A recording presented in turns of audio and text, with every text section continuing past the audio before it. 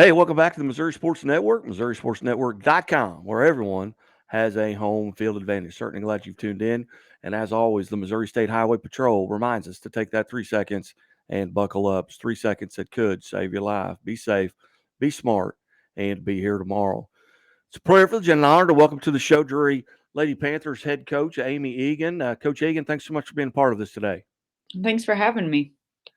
Coach, 22-2 on the season, 11-1 in the conference. You've won three in a row, and you've done this. I mean, you haven't had the Division II Player of the Year since December the 18th. Talk about who's kind of stepped up and filled the buckets for you.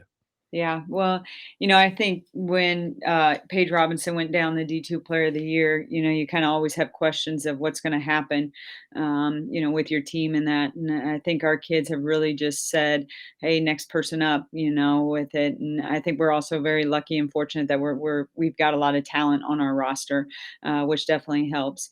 We hit some rough spots with. When we couldn't find some scoring, what were we going to do? How were we going to do things? But I think we figured a lot of that out without her now, and I think that the best thing about it is we're going to get her back here pretty soon. I think so.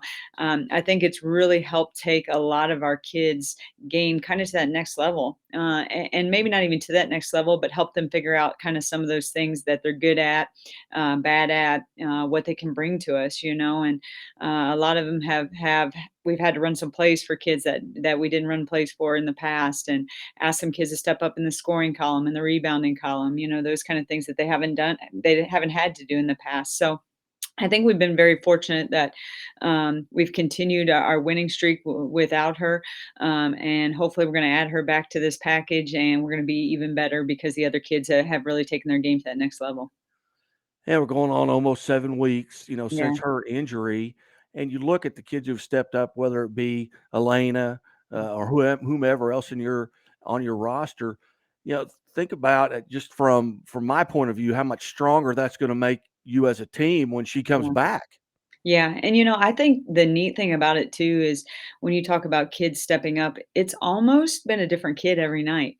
We got Peyton Richards at Southwest Baptist when it kind of first happened had a breakout night, and we've had Kaylee Demitz have a breakout night at home.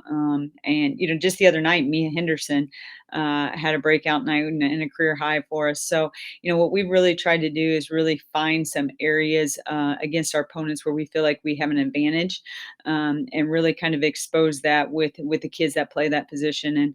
And they've really stepped up to that challenge and really made some plays for us. And like you said, I think it's going to help us in the long run. Coach, you mentioned as you talk about the athletes that are Drury Lady Panthers, you talk about a Skyline, a West Plains with Peyton Richards. We had Kelsey Winfrey on earlier this week, a former Lady Panther. What is so, you've been in other areas coaching. What's so special about Southwest Missouri with regards to women's basketball?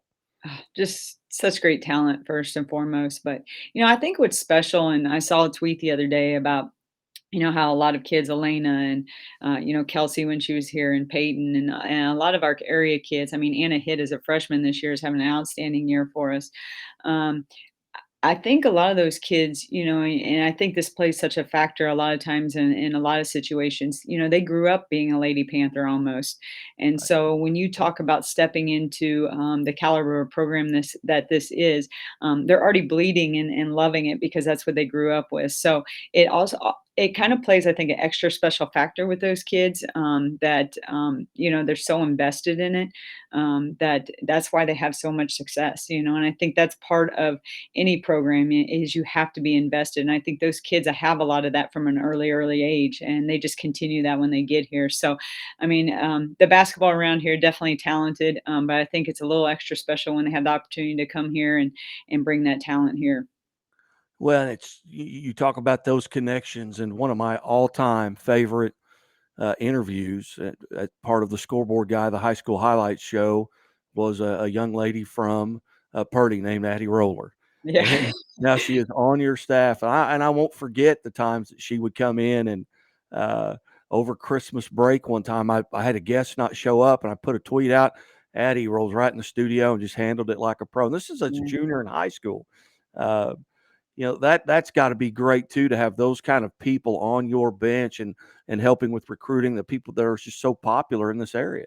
Yeah, absolutely. I mean, when I was able to hire my first assistant, I knew Addie would be a great, great addition to us for a lot of reasons. And I really don't think, I mean, I didn't know Addie. I knew she played here and I knew she was a Lady Panther and from the area and that, but I don't know if I could have hired anyone better, a better fit in every area because just talk about a great person, obviously a great player with a lot of ties to Drury that can really just sell Drury, but man, she can coach. I'll tell you what, her X's and O's and her ability to connect with the kids. And, she mainly handles our guards and that.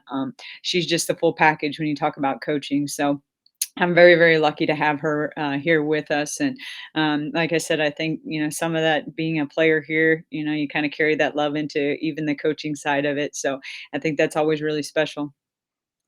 Again, visiting with Drury Lady Tigers head coach Amy Eagan and coach just a little bit. I know there are a lot of folks, maybe especially in Springfield, they're so familiar with you, but this is a statewide show.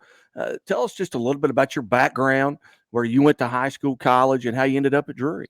Yeah. So I'm actually from Northeast Missouri. Grew up in a small town, Shelbina, Missouri. It's about 40 miles west of Hannibal.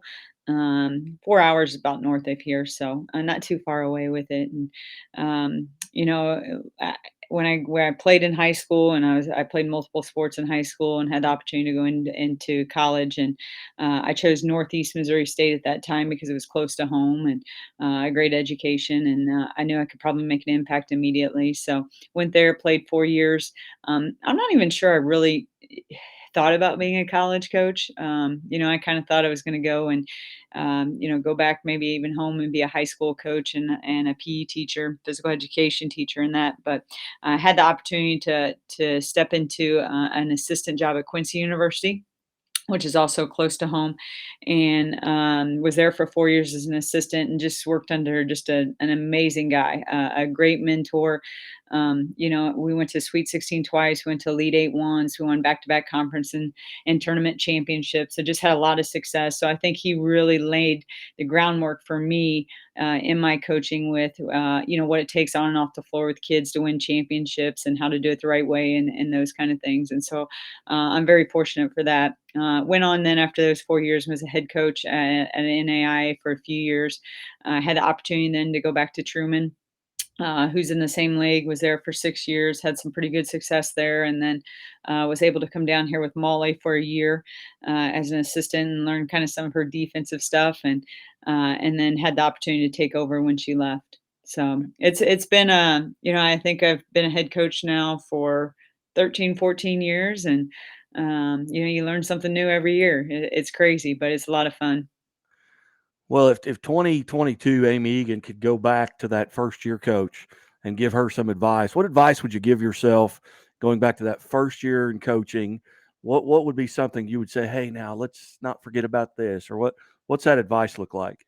I think what I would tell myself is to really try to even enjoy a little bit more of the moments. Like when you're in those situations, sometimes even as an assistant coach, you forget how special it is to go even to the Sweet 16, Elite Eight that many times, and win all those games. And I think I would tell myself just to really step back and just look and enjoy it a little bit more. And I think, last year when we went to the national championship game and those kind of things, I was able to do a little bit of that and a lot of last year because of even the situation of how removed we were from everything and how much more time we had. So I think it's just, we work so hard as coaches, and I feel like a lot of times as coaches we just go go go go go, but we forget sometimes to enjoy the extra special stuff and the memories that you make and those kind of things. So I would definitely, I think, tell myself that.